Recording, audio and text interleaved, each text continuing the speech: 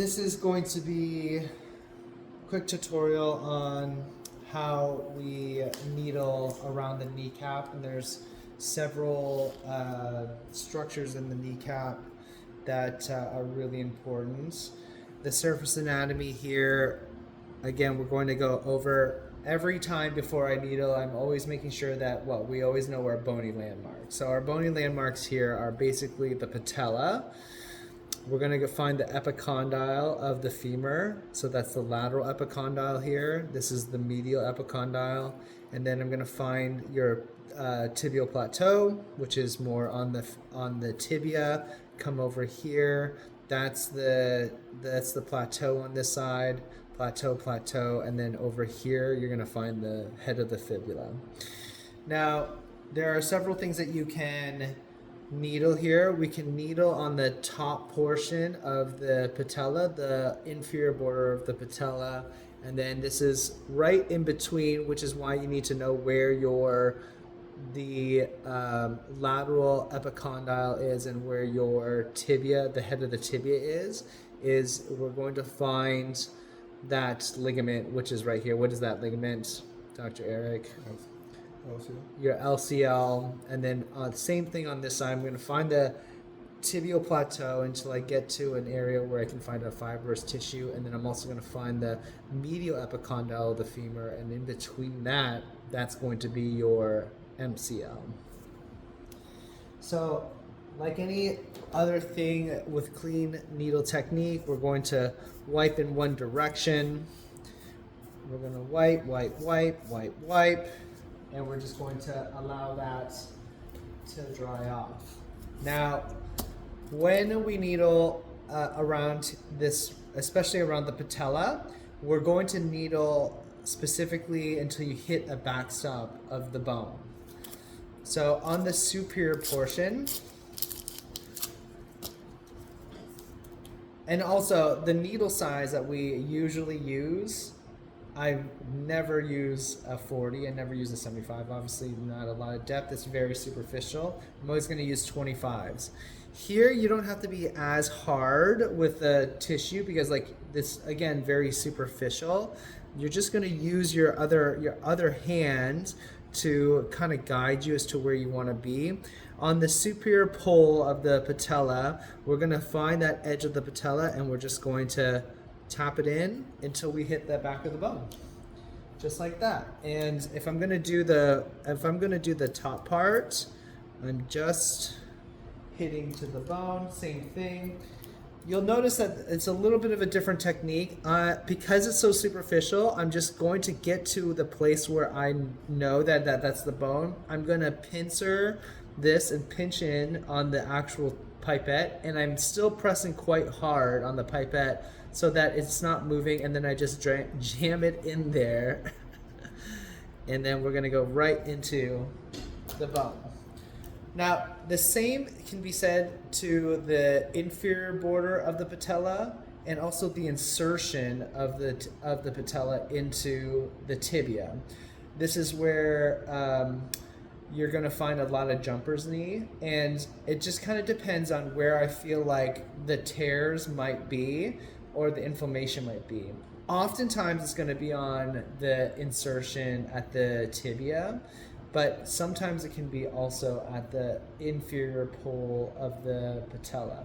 So if we are needling on the inferior pole, again, you should feel for the anatomy, the bony anatomy and the soft tissue anatomy. You can feel that the tendon actually comes and wides out pretty wide on the inferior patella. All this is inferior patella. I'm going to get into the medial side here. Same thing, I'm pushing and I'm holding the pipette, and then I go deep until I've hit the bone. Same thing on the inferior portion. I'm right on the bone, like that. And then same. On this side, on the medial side, hit the bone, boom, just like that. Until I feel like I hit the back of the bone. Now, we're going to do the inferior pole. The inferior pole is right here. Not inferior pole, but the insertion is right here. I'm going to come on the lateral side, like so. The middle, like so. And then the medial side, like so. Now I know Dr. E is uncomfortable here because what you don't see in frame is that he's fucking squeezing his stress ball quite hard. These are things that you would pay attention to.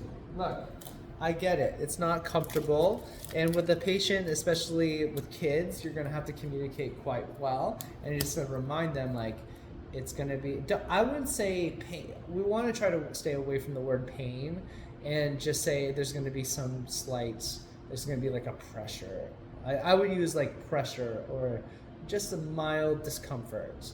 But if you say pain, then they're going to really brace for it, right?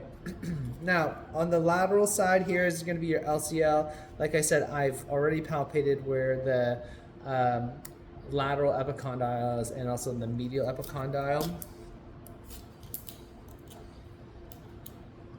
And what we're going to do is I pinch to feel what the pressure is, and I'm coming off, and I'm coming close to the bone, because that's where the LCL is going to be. And do you see I went straight A to P, straight down. That's the line of drive for this. It's straight down. You're not going to hit a bony anything. You're just going to try that. If the LCL is like this, you're trying to come across it on the cross section. The same thing we're going to do on the medial side. I'm going to pinch for the tissue on this side, and I'm also now I know what the depth is, and I also know where the MCL is, and I'm going to come across and down straight. You can see my line of drive and everything was perfect, right? Because the line of drive, the vector is in this kind of like 45 degree, and it's right up to the bone. Same on this side. This is again 45 degrees down, and then this is straight, like A to P. So this is how we would do anything around the knee. This is like the most simplest version of it.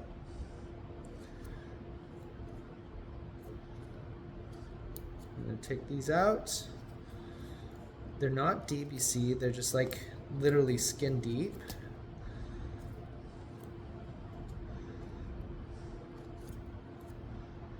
Pull out, done.